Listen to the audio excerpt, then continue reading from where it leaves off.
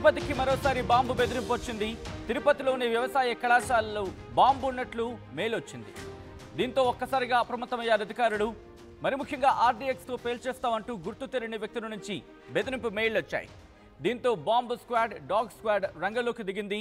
ఈ నేపథ్యంలో bomb squad అలాగే డాగ్ స్క్వాడ్ అక్కడికి చేరుకొని ప్రస్తుతం తనిఖీలు నిర్వహిస్తున్న విజువల్స్ మీరు చూస్తున్నారు ఆర్టీవీ స్క్రీన్ మీద.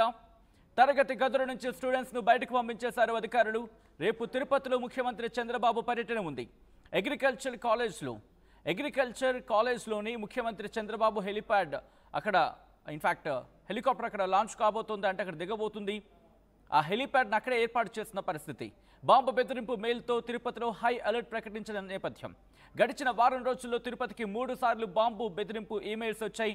ఆ ఈమెయిల్స్ని మీరు చూస్తున్నారు ఆర్టీవీ స్క్రీన్ మీద. బాంబు బెదిరింపు ఈమెయిల్స్ నేపథ్యంలో మీరు చూడొచ్చు అక్కడ ఎమ్మెల్యేస్ అంటూ ఒక అంశం కనిపిస్తోంది. దాంతోపాటు మరికొన్ని అంశాలు అక్కడ ఆ బెదిరింపు ఈమెయిల్లో ఉన్నాయి. మరి ముఖ్యంగా ప్రస్తుతం తిరుపతిలోని అణువణువుని ఇటు జల్లెడ పట్టడం జరుగుతోంది. విజువల్స్ మీరు చూస్తున్నారు. డాగ్ స్క్వాడ్, బాంబ్ స్క్వాడ్ అక్కడికి చేరుకుని తనిఖీలు నిర్వహిస్తున్నాయి. మీరు చూడొచ్చు డాగ్ స్క్వాడ్ అక్కడికి చేరుకుని తరగతి గదుల్లో అక్కడ తనిఖీలు చేపడుతున్న పరిస్థితి. ఇటు తిరుపతి పోలీసులు అప్రమత్తమయ్యారు.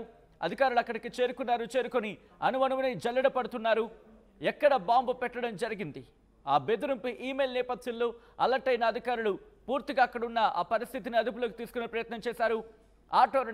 ఆటోలతో పాటు అక్కడ అణువణువుని జల్లెడ పడుతున్న పరిస్థితి.